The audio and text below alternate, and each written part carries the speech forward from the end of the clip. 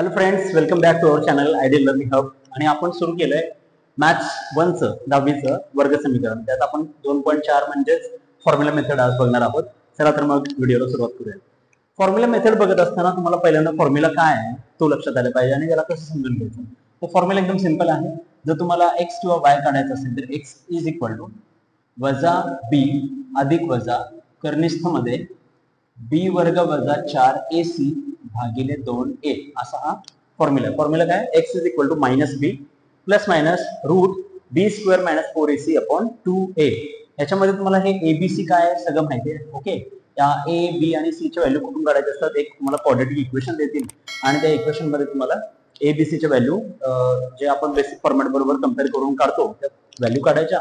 त्यानंतर तिथे ते सगळं व्हॅल्यू जे आहे ते पुट डाऊन करून तुम्हाला ते एक्झाम्पल जे आहे ते सॉल्व्ह करायचं. एकदम सिंपल वे आहे फॉर्म्युला मेथडचा, पण त्याचे बेसिक्स काय आहेत ना ते आपण समजून घेऊया. सर्वात आधी आपण काय करायचं, हे जे काही रूट मध्ये दिलेलं जे मटेरियल आहे ना ते पहिल्यांदा आपण फाइंड आउट करायचं. म्हणजे हे बी स्क्वेअर मायनस 4ac याला डिटर्मिनंट मीन्स डेल्टा सुद्धा बोललं जातं. आणि याच्याच व्हॅल्यूवरून आपण त्या इक्वेशनचे जे रूट्स आहेत त्या रूट्सचं आपण नेचर काढून घेऊ शकतो. म्हणजे नेचर ऑफ द रूट्स आपण त्याच्यावरून काढू शकतो. Nature of the roots.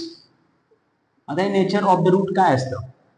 Nature काय असेल, जे रूट्स येतात तुम्ही आतापर्यंत बघा फॅक्टरायझेशन मेथड बघितली आहे, त्यानंतर complete in the square method आपण केली आहे. त्याच्यामध्ये तुम्हाला कळलं की ऍट द एंड ज्यावेळेस तुम्ही दोन व्हॅल्यू करता त्या दोन व्हॅल्यूला बोलतात त्या इक्वेशनचं रूट. तर या रूटचं नेचर मीन्स वॉट, की ते रूट नक्की आहे काय. रिअल नंबर आहे, इक्वल नंबर आहे, रिअल नाहीये, इक्वल नाहीये की काय नक्की. तर 3 कॅटेगरीमध्ये आपण त्याचं नेचर काढत असतो. त्यासाठी या डेल्टाचं म्हणजे बी स्क्वेअर मायनस 4ac ची व्हॅल्यू तुम्हाला काढता आली पाहिजे. एकदम सिंपल आहे, काही त्याच्यामध्ये प्रॉब्लेम नाही. फक्त साइन रूल प्रॉपर करायचे आपल्याला. आणि साइन रूल जर तुमचा व्यवस्थित असेल तर तुम्ही हा जो बी स्क्वेअर मायनस 4ac आहे त्याची व्हॅल्यू तुम्ही काढू शकता. यालाच आपण डेल्टा बोलतो. ह्याचाच यूज परत तुम्ही तुमच्या फॉर्म्युलामध्ये सुद्धा करू शकता. म्हणजे या स्क्वेअर वाल्या गोष्टीला तुम्ही सेपरेट काढा, त्यानंतर पुट डाऊन करताना पुन्हा स्क्वेअर मध्ये व्हॅल्यू तुम्ही टाकू शकता आणि ह्याला सॉल्व्ह करत करत पुढे आला तुम्हाला एक्स ची व्हॅल्यू जी आहे ती दोन कन्सेप्ट ह्याच्यात मिळेल. का दोन ह्याच्यात, कारण इथे प्लस मायनस आहे. ऍट द एंड जेव्हा एक्स तुम्ही सॉल्व्ह कराल त्यावेळेस तुम्ही एकदा एक्स जो आहे तो प्लस घ्यायचा, एकदा मायनस घ्यायचा. म्हणजे पुन्हा तुम्हाला एक्सच्या दोन व्हॅल्यू मिळतात. जसे की आता फॅक्टरायझेशन असेल किंवा कंप्लीट इन द स्क्वेअर असेल, दोन्ही मेथडमध्ये तुम्हाला माहिती आहे की एक्सच्या जे आहेत ते दोन व्हॅल्यू तुम्हाला मिळाल्या. ओके, तर एक असं मॉडेल एक्झाम्पल घेऊन आपण हे समजून घेऊयात की कशा पद्धतीने हे आपण सॉल्व्ह करू शकतो. सपोज एक एक्झाम्पल आहे, मी माझ्या मनातच घेतोय बघा. 4x square minus plus 3x minus 2 is equal to 0. तुम्ही याला कम्पेअर कराल तर a इज इक्वल टू तुम्हाला 4 मिळेल, then b is equal to 3 and c is equal to minus 2 या कन्सेप्ट मिळाल्या. आपण पहिल्यांदा काय करणार आहे, b स्क्वेअर मायनस 4ac ची व्हॅल्यू काढणार. b square means 3 square minus 4 into a 4 into b minus 2. Okay, c sorry minus 2. 3 square 9 minus 4 4 16 16 2 32 आणि मायनस मायनस प्लस प्लस 32. याचं जे आन्सर आहे ते आलं 41. ओके, सो बी स्क्वेअर मायनस 4ac चा answer काय आलं प्लस 41. ही व्हॅल्यू जी आहे ती या आपल्या फॉर्म्युल्यामध्ये टाकायची. So x is equal to minus b plus minus root b square minus 4ac divided by 2a.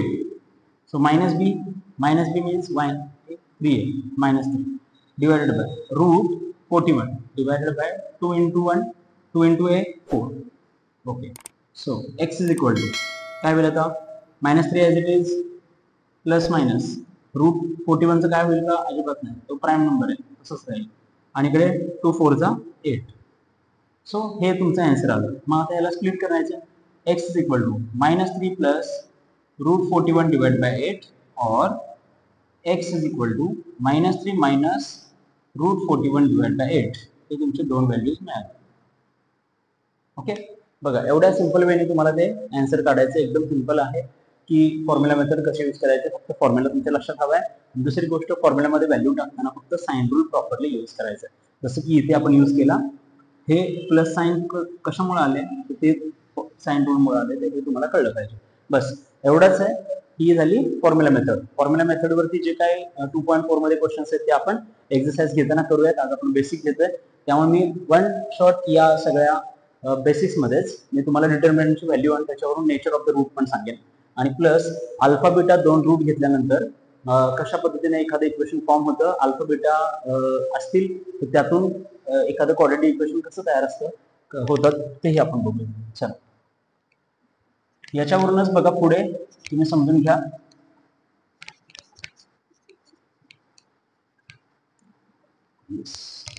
नाव आपण रूटचं जे नेचर ऑफ द रूट आहे ते आपण बघू. वर्ग समीकरणाची मुळे जर अल्फा आणि बीटा असतील तर मग अल्फा बीटा मुळे असतील तर वर्ग समीकरण कसं तयार होतं चला बघूया. अल्फा बीटा वर्गमूळ असतील तर वर्ग समीकरण तयार होतं असं एक्स वर्ग वजा अल्फा अधिक बीटा एक्स ओके अधिक अल्फा गुणिले बीटा बरोबर 0 या पद्धतीने ते वर्ग समीकरण तयार होतं. म्हणजे तुम्हाला जर असं गणित आलं की एक अल्फा आणि एक बीटा दिला, दोन मुळे दिली, तर तुम्हाला म्हणते की वर्ग समीकरण तयार करा. एक एक्झाम्पल घेऊन आपण बघूयात. समजा असं दिले की अल्फा बरोबर 2 आणि बीटा बरोबर -3 तर वर्ग समीकरण तयार करा. मग तुम्हाला दोन कन्सेप्ट आहेत, हे एक पाहिजे आणि हे एक पाहिजे. आता यासाठीच इथे मी तुम्हाला सूत्र दिले. हे सूत्र अशा प्रकारच्या गणितांमध्ये यूज करायचं नाहीये. हे सूत्र जे आहे ते या सूत्रांच्या गणितामध्ये यूज करायचं. त्यामुळं थोडंसं इथं कन्फ्युजन आहे की अल्फा अधिक बीटा पाहिजे, अल्फा गुणिले बीटा पाहिजे, आणि सूत्र तर इथं आहेत अल्फा अधिक बीटा, अल्फा गुणिले बीटा. पण हे सूत्र कधी बघा, सूत्रामध्ये काय दिले, वजा बी छेद ए. वजा बी छेद ए कुठला, वजा बी छेद ए तर समीकरणातला, पण इथं त्यांनी समीकरण तयार करायला लावले.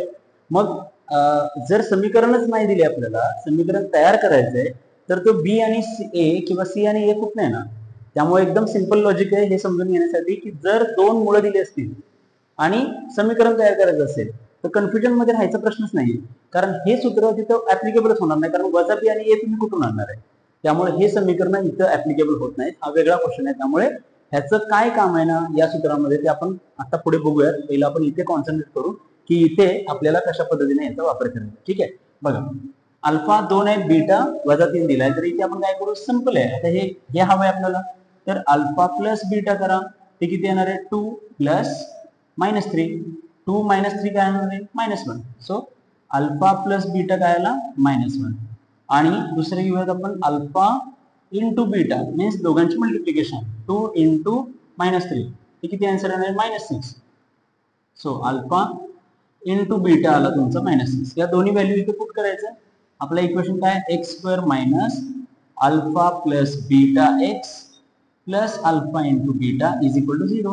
अल्फा प्लस बीटाच्या जागी ती व्हॅल्यू टाका, -1, इथे मायनस आहे, -1 होईल, म्हणजे 1x मी इथे लिहिलं आहे मुद्दाम. आणि हा अल्फा इंटू बीटा आहे -6, हे प्लस आहे, इथे होणार -6 is equal to 0. This is your required equation. कशावरून बनवलं, अल्फा बीटाची व्हॅल्यू दिल्यानंतर आपण हे इक्वेशन तयार केलेलं आहे. ओके, आता येऊयात दुसऱ्या सेगमेंटकडे. या टाईपचे एक्झाम्पल जे तुम्हाला एक मार्काला येऊ शकतात, तर हे नीट समजून घ्या. कन्फ्युजन मी आत्ताच दूर केलंय. अजूनही तुमच्यामध्ये कन्फ्युजन असेल तर थोडंसं व्हिडिओ पॉज करून पाठीमागे जाऊन जरा असं पुन्हा एकदा ऐकून घ्या. मी पुन्हा पुन्हा सांगतो परत तरी पण की काय हे इथे का नाही ऍप्लिकेबल होणार, कारण या फॉर्म्युल्यामध्ये -b/a b/a साठी तुम्हाला एक इक्वेशन दिलं पाहिजे. ते इक्वेशनच नसेल तर तुम्ही हे कसं काढणार. ओके, त्यामुळे इकडे जर दोन हे दिलेत, मुळे दिलेत किंवा रूट दिलेत आणि सांगितले इक्वेशन फॉर्म करा, तर तुम्हाला या पद्धतीने डिरेक्टली ऍडिशन आणि मल्टिप्लिकेशन करायचं. बेरीज आणि गुणाकार करून डायरेक्ट त्यांची व्हॅल्यू तुम्ही काढू शकता. पण इकडे हे जे आहे ते वेगळं आहे. ते थोडंसं वेगळं कसं ते सांगतो. दोन व्हॅल्यूज आहेत, ही एक फॉर्म्युला आहे, हा एक फॉर्म्युला आहे. फॉर्म्युला एकदम सिंपल, तुम्ही लक्षात पण ठेवू शकता. बघा, अल्फा क्यूब प्लस बीटा क्यूबचा फॉर्म्युला काय दिलाय, alpha plus beta bracket cube minus 3 alpha beta into alpha plus beta, आणि alpha square plus beta square आहे, alpha plus beta bracket square minus 2 alpha beta. एकदम सिंपल. आता इथे पण बघा, इथे प्लस आहे, इथे मल्टिप्लिकेशन, इथे प्लस आहे, इथे मल्टिप्लिकेशन आहे. ह्या दोन व्हॅल्यू तुम्ही कशा काढणार. आता हा क्वेश्चन देतात कधी आणि त्याला रिक्वायर्ड तुम्हाला काय काय देतात, म्हणजे रिक्वायर्ड काय काढायचं असतं आणि तुम्हाला गिवन काय असतं. त्याच्यात गिवन तुम्हाला एक क्वाड्रेटिक इक्वेशन दिलेलं असतं आणि त्या इक्वेशन वरून तुम्हाला अल्फा क्यूब प्लस बीटा क्यूबची व्हॅल्यू काढायची असते. कशी काढणार, समजा की एखादं इक्वेशन दिलं तुम्हाला 3x² minus 4x plus 2 is equal to 0. याला तुम्ही एबीसी करू शकता, एबीसी तुम्हाला कळेल. नंतर ही व्हॅल्यू काढायची अल्फा प्लस बीटा, कारण फॉर्म्युला टाकायचे ना, आणि अल्फा इंटू बीटा पण काढायचे. ओके, आणि मग आलेल्या व्हॅल्यूच्या त्या फॉर्म्युलामध्ये पुट करायच्या, सॉल्व्ह करायचं सगळं आणि एक नंबर काढायचा आहे. ओके, यावरून आपण सोडून घेऊ. बघा, एबीसी तुम्हाला कळतंय, अल्फा प्लस बीटा काढतो मी, अल्फा प्लस बीटा होता -b/a ए. आता मायनस बी कोण आहे, -4, मायनस मायनस इथे प्लस होईल आणि ए कोण आहे 3. तर अल्फा प्लस बीटा काय आला इथे 4/3 आणि अल्फा इंटू बीटा काय आहे बघा, अल्फा इंटू बीटा आहे C/A. सी कोण आहे 2 आणि ए कोण आहे 3, तर आला 2/3. ओके. व्हॅल्यू सपोज आपल्याला alpha cube plus beta cube ची काढायची असेल तरी आपण त्या पद्धतीने काढू शकतो. बघा हे मी रफ करतो.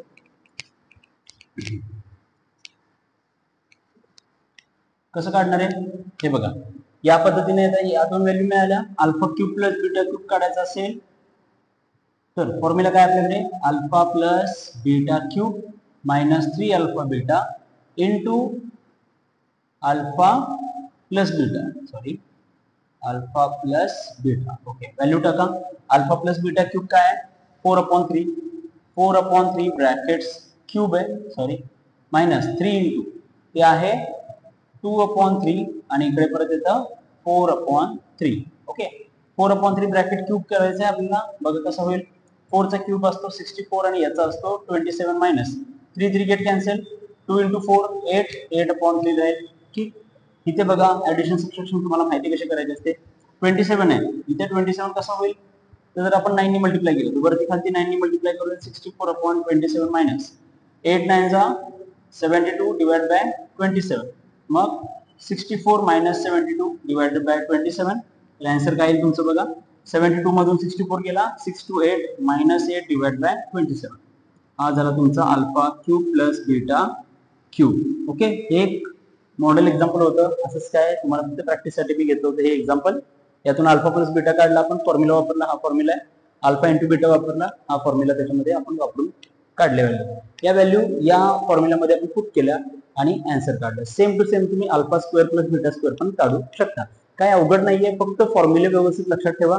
या टाइपचे क्वेश्चन्स तुम्हाला येतातच अशा कॅटेगरीमध्ये आहेत. त्यामुळे बोर्ड एक्झामसाठी क्वाड्रॅटिक इक्वेशनच्या फॉर्मॅटमध्ये जर तुम्ही बघाल तर alpha cube plus beta cube आणि alpha square plus beta square किंवा अल्फा बीटाचे रिलेटेड एक 3 मार्कचे क्वेश्चन तर तुम्हाला तिथे बघायला मिळतील क्वेश्चन पेपरमध्ये. त्यामुळे हा जरा टोटल बेसिक मी आज इथे कव्हर केलं. आपण फॉर्म्युला मेथड, डिटर्मिनंट, त्याच्यावरून आपण जे रूट्स आहेत त्या रूट्सचं नेचर आपण बघितलं की डेल्टा किंवा डिटर्मिनंट बी स्क्वेअर मायनस 4ac व्हॅल्यू काय असते, त्याच्यावरून कसं नेचर ऑफ द रूट आपण काढतो. त्यानंतर अल्फा बीटा घेऊन आपण अल्फा बीटावरून इक्वेशन फॉर्म केलं पहिल्यांदा ते वेगळं, त्यानंतर अल्फा बीटाचे हे 2 फॉर्म्युले आणि alpha beta, alpha plus beta आणि अल्फा इंटू बीटाचे एक छोटे 2 फॉर्म्युले आपण बघितले. एंटायर बेसिकचे 2.4 आणि 2.5 आहे की मी त्या दोन्हीचं पण केलेलं आहे. आता नेक्स्ट लेक्चरमध्ये मी 2.4 एंटायर जो एक्सरसाइज आहे तोही कव्हर करेन, प्लस 2.5 पण मी एंटायर जो एक्सरसाइज आहे तोही कव्हर करेन. नेक्स्ट लेक्चरमध्ये आपण हे बघू. तोपर्यंत हे बेसिक तुम्ही व्यवस्थित समजून घ्या, स्वतःहून करण्याचा प्रयत्न करा, तुम्हाला जमेल नक्कीच. आणि हे अवघड नाहीये, हे खूप सोपं आहे. जे सोपं आहे त्याला पटकन कव्हर करून आपण त्याला साईडला ठेवलं पाहिजे, म्हणजे जास्तीत जास्त वेळ आपल्याला न कळलेल्या अवघड गोष्टींना देता येऊ शकतो. ठीक आहे, तोपर्यंत आपण थांबूया. हे तोपर्यंत बेसिक तुम्ही करून घ्या. पुढच्या लेक्चरमध्ये आपण भेटू, त्यावेळेस 2.4 आणि 2.5 एंटायर जो आहे तो आपण तिथे कव्हर करू. तोपर्यंत अभ्यास करत राहा, शिकत राहा आणि आपला व्हिडिओ जर तुम्हाला आवडला असेल तर त्याला लाईक करा, शेअर करा तुमच्या मित्रांमध्ये. सर्वांपर्यंत ही बातमी पोहोचणं गरजेचं आहे, सर्वांपर्यंत ही माहिती पोहोचणं गरजेचं आहे. तसंच जर आपल्या चॅनलवरती तुम्ही नवीन असाल तर आतापर्यंत जर तुम्ही आपल्या चॅनलला सबस्क्राईब केलं नसेल तर नक्कीच आपल्या चॅनलला सबस्क्राईब करा. आणि तुमचं सबस्क्रिप्शन करून, म्हणजे तुमचं सबस्क्रिप्शनचं जे योगदान आहे ते देऊन तुम्ही आम्हाला प्रोत्साहित करू शकता. तोपर्यंत धन्यवाद. आपण नेक्स्ट लेक्चरमध्ये भेटू.